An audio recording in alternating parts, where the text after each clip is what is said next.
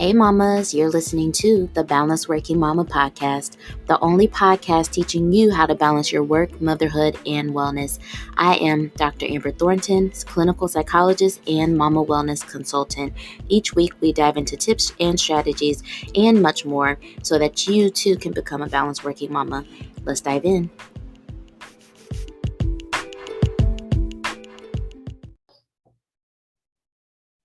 All right, mamas, we have a very special guest today. I am super excited to talk to her. She is just, someone that I actually really admire, look up to, and always look forward to having really good conversations with her. So, Ruby, can you please introduce yourself and let us know a little bit more about you? Sure. My name is Ruby Brown Herring, and I am in Raleigh, North Carolina. Um, and I am the mother of 19-year-old twin girls and have just learned a lot about myself over the last almost 20 years. I am a wellness professional as well. I focus on workplace wellness with nonprofits and government agencies and love absolutely everything that I do.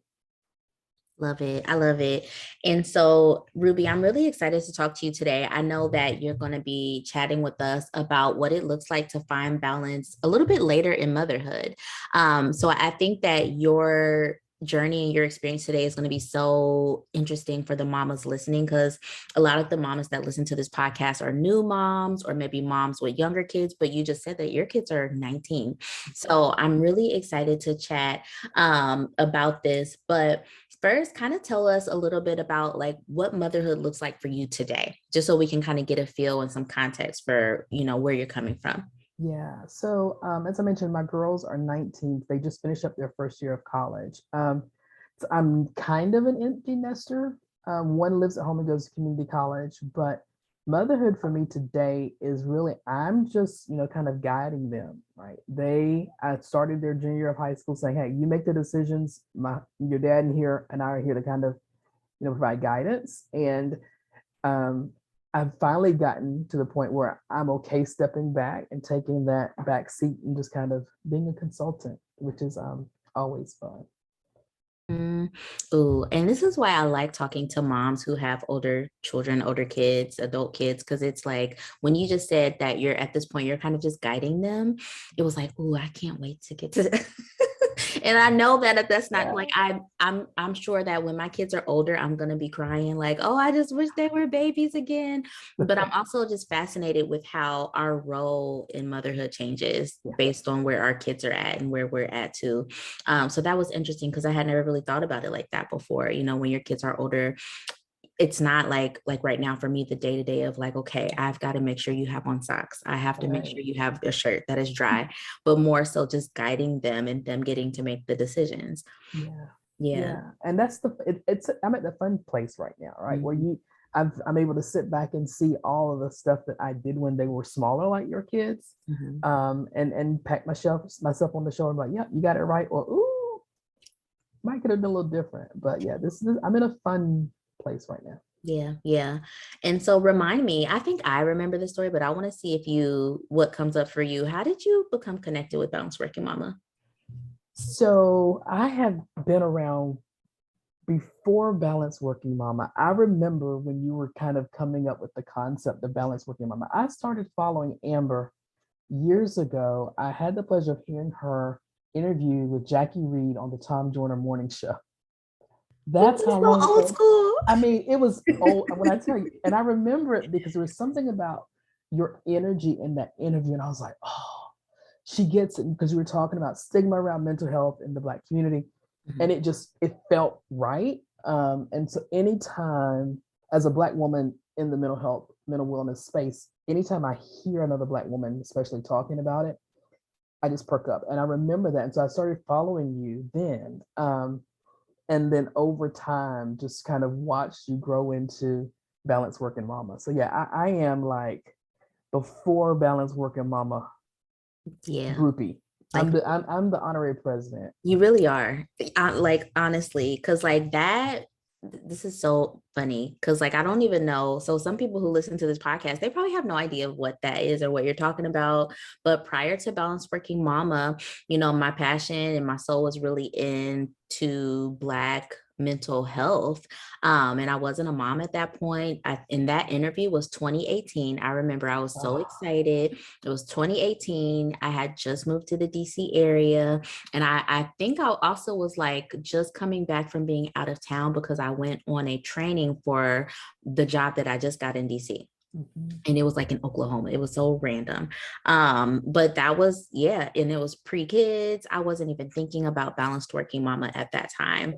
And so I remember after that interview, shortly after that, you started following me on Instagram, Mhm. and you and I just connected. And at first I was just like, who is this person? But she just seems so nice. She's always commenting on things that I'm doing. So like, okay. And it just developed from there. That was 4 years ago. Yeah, it's been a minute, and I remember saying, "Oh, you might want to watch it because she might think you kind of stalking her."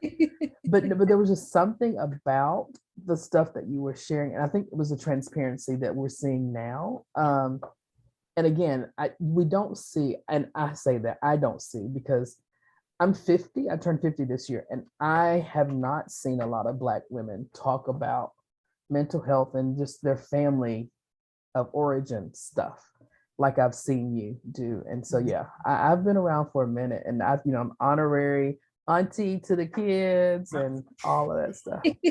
Yes, absolutely. And yeah, thank you for that. Cause and I think from my perspective, and you could probably relate to this. I know being a psychologist, when I was trained, it was very much so like, you need to, keep your private life out of what you're doing, Mhm. and just solely focus on the people that you're working with. And that just never set well with me. And so, I think that luckily for me, I've been able to find the balance of, yes, how do I show up as a psychologist, mental health professional, wellness professional, and blend and blur, parts of Mhm. me too. That was always so important for me. And it seems like it resonated for you too. Absolutely, absolutely. Because growing up, so I'm the youngest of three by 19 and 17 years. So my siblings are the age of most folks' parents. But definitely taught and raised, what you do stays in your household, and don't let folks know about the ugly stuff. And so to your point, it never sat well with me either, especially as I got into the mental health education space. And I'm like, we can't change stigma if we're not talking about it. I can't be out here talking about all these great things that you can do to stay well if I'm not talking about how my family's journey has been up and down and all around and all of that. So I think it just adds, I think, some validity to the information that you're sharing with other people when they know, hey, yeah, I'm talking about it, but it's because I'm living it too. Absolutely. Absolutely. Yes, yes, yes. Um, yeah, agreed. And so that's making me think about like, of course, we've talked about how 4 years now you and I have been connected. And I'm also remembering that was when I was again starting Balanced Working Mama for the first time. And the very first thing I had going was our motherhood wellness assessment. And so you took one of those, and you were the first mom that I did that with who had older kids. And so that also was really cool and fascinating for me. So I want to thank you for that. Because the neat thing about that, Amber, real quickly, is that the things that I had felt, you validated so much of that, and it helped me start to release some of the guilt behind as I started to shift. So no, thank you for that, because it was amazing, amazing. Oh, I'm so glad it resonated. And so now I want to ask you, because I remember that you did that wellness assessment, and then you and I had a consult to kind of talk about it Mhm. so that you could think through, what wellness looks like for you and what that means for you. And I feel like it also aligned really well with like you then like really branching out with your business and like really going into that. But I'm curious, what did balance and motherhood look like for you before you did that, or before you even we're thinking about balance and motherhood? Yeah, there was no balance. I lived and breathed everything around my children. So Both of my girls live with mental health challenges. One of them has had a journey since she was 9. And so there were some really intense years where I was super hyper focused on her, and I let myself go. Everything that I wanted to do, it can wait, to make sure she was well, to make sure, her illness wasn't as mm, as stressful for our family. And so it meant, I remember one time going on to a conference in Seattle, and our psychiatrist that I was seeing at the time said, why don't you want to go? And I was like, because I'll be across the country. What if this happens? And she was like, you can't do anything, right? Your husband is there. He has tools. We're here. And so I sacrificed so much of myself and it's the same stuff that we're hearing, right? That you all talk about on all of the podcasts that we're talking about in the community, because that's all I knew to do. My mother did that, right? And so I think as Black women, that's one of the things that I'm so grateful for this community for, is that we're starting to realize it doesn't have to be like our mothers and our grandmothers, right? We can parent from a different space. It doesn't mean we're not strong Black women. We're just shifting our strengths. And so, yeah, I was all things kids. I remember one time, even my husband and I were in counseling, and he actually said to the therapist, she's so focused on the kids, I feel like I don't even exist. I was like, oh, wow, wow, right. And so, yeah, yeah, it was all things kids, all things my husband, at one point, where Ruby, and if I tried to do something, I felt guilty about it. Lots of guilt, lots of guilt. Wow, this is so interesting. Again, I love hearing your perspective on this. It's just making me think so many things.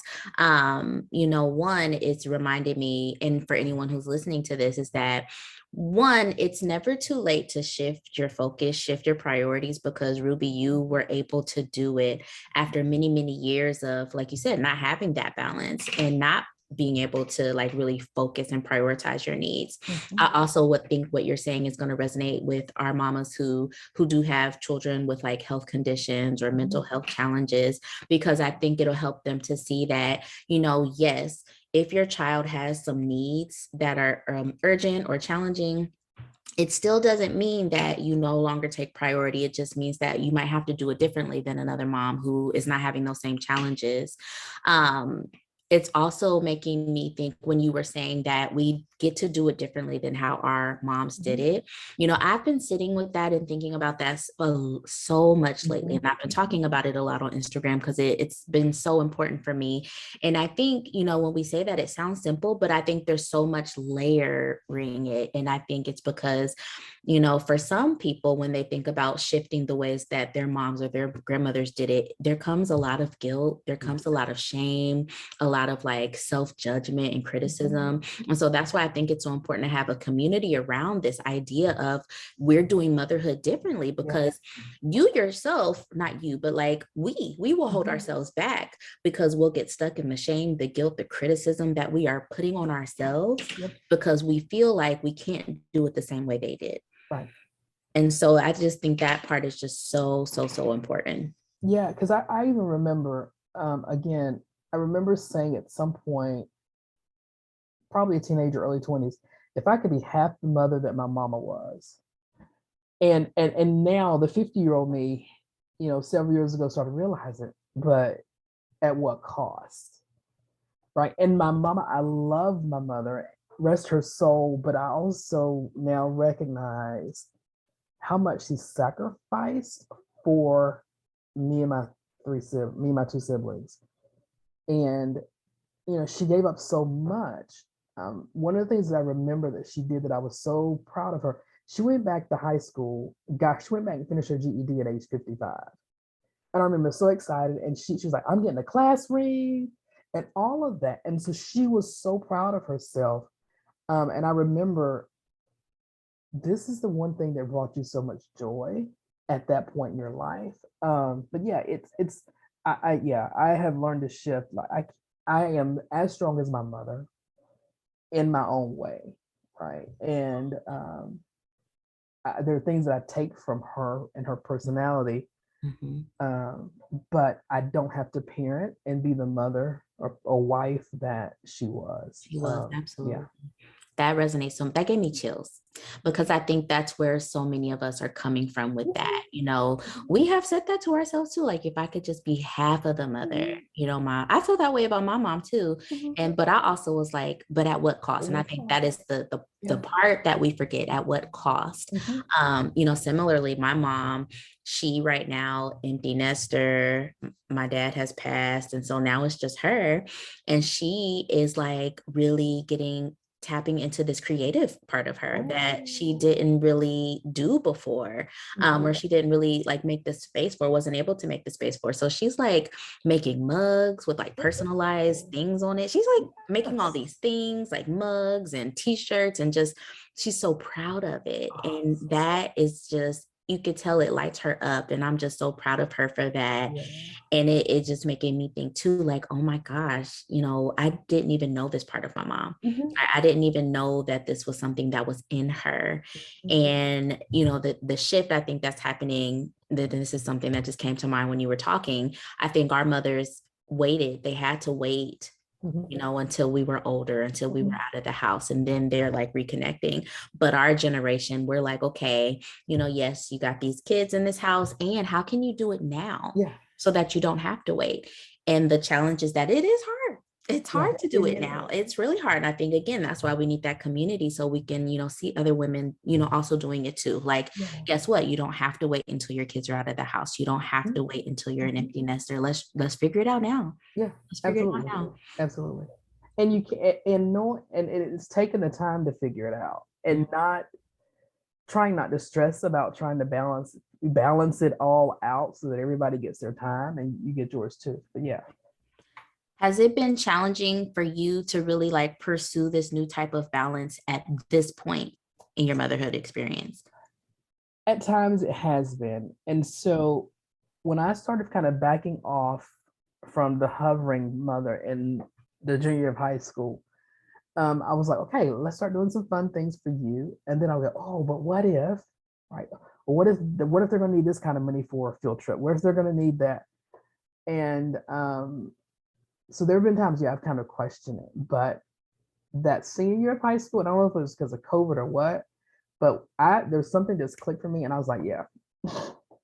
When they started doing college tours, I was like, just tell me where you need to be and when, because other than that, I'm not involved. Right. And so I then, okay, what else can and part of it too, I will say, that helped me because the therapy program that the girls are in, they require my husband and I go through parent therapy too, which makes sense. And so the psychiatrist that I was working with was helping me, okay, what is this next stage of parenting going to look like for you? And so they kind of nudged me a little bit too. And so once I started backing off from that, figuring out, okay, what can you do with this extra time? What are the things that you enjoy? What are the things you wanted to do?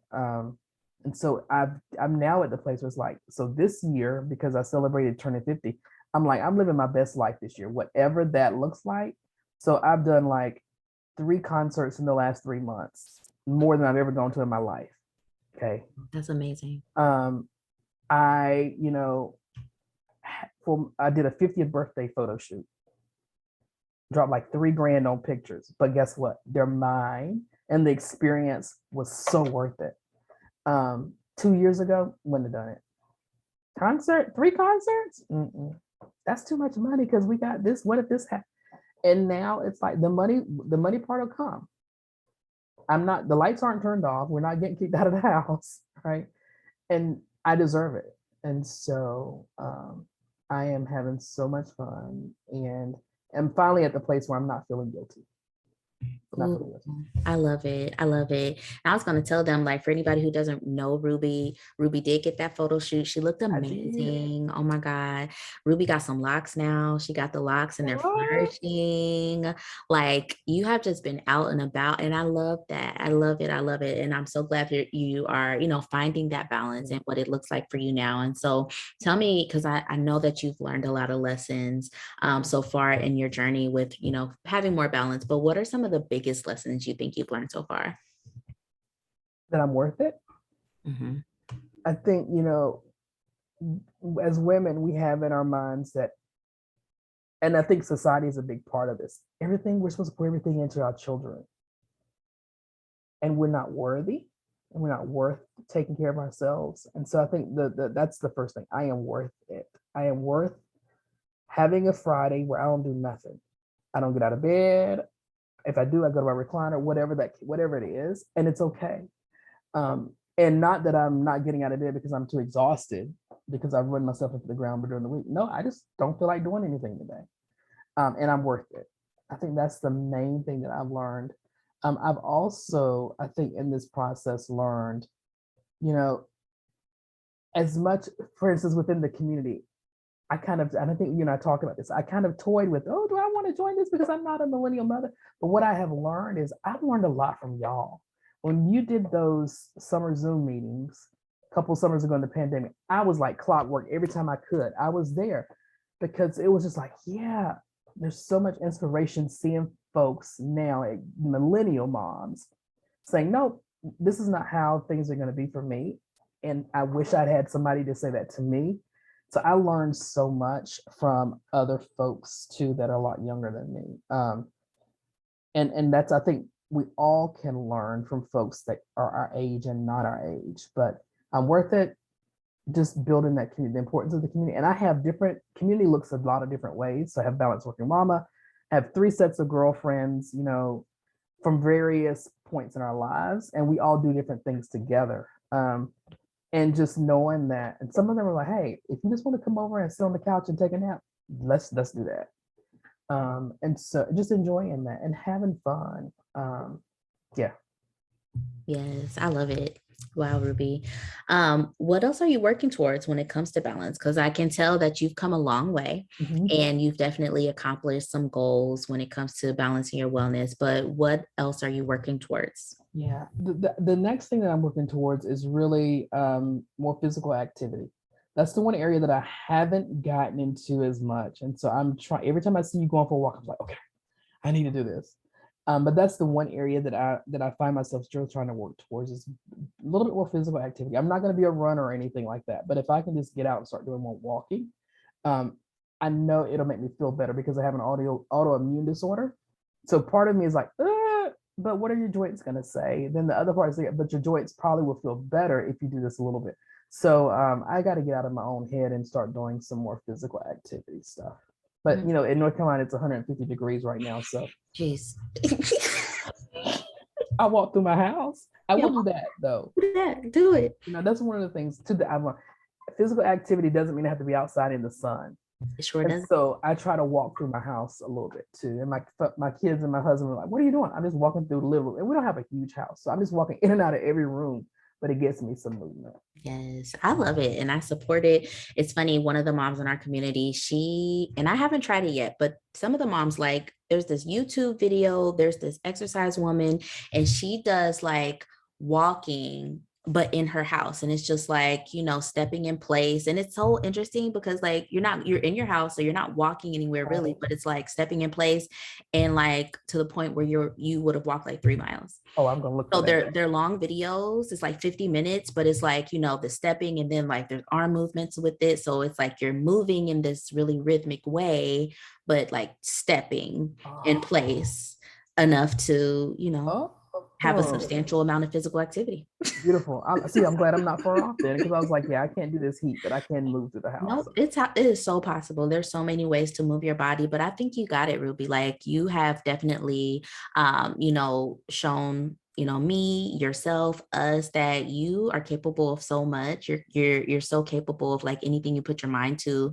I'm really proud of you, for just like making these changes and like shifting in the ways that you have. And I've learned so much from you. So thank you for sharing your wisdom with us and just being a part of our community. And I'm excited for all the other things that are coming for you. I just thank you for all that you've done. As I've seen people respond to your posts, they know the gym that you have to offer, and I'm so grateful to have kind of watched this evolve.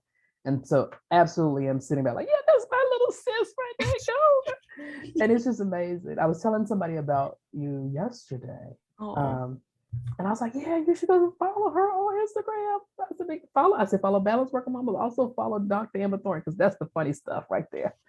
Um, but yeah, but it's been great. And again, I think you know that you've hit a space that folks need. And I'm just so appreciative of that. Just making women, but particularly Black women, really understand the importance of taking care of ourselves, Yes.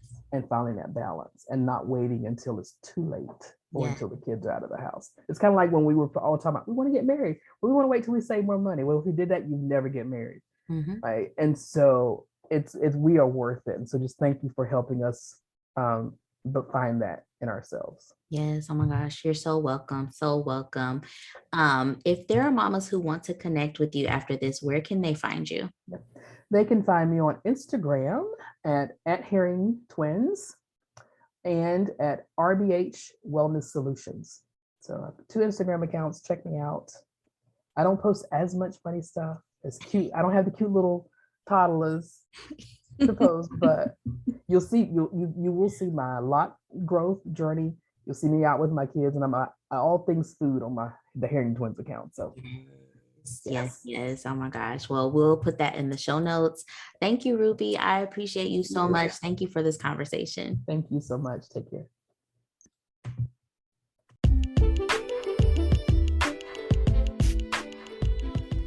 Hey, Mama. Thank you for listening to the Balanced Working Mama podcast. If you love this podcast, please be sure to rate it and share it with another mama that you know. And don't forget to follow me and Balanced Working Mama on Instagram. I'll talk to you soon.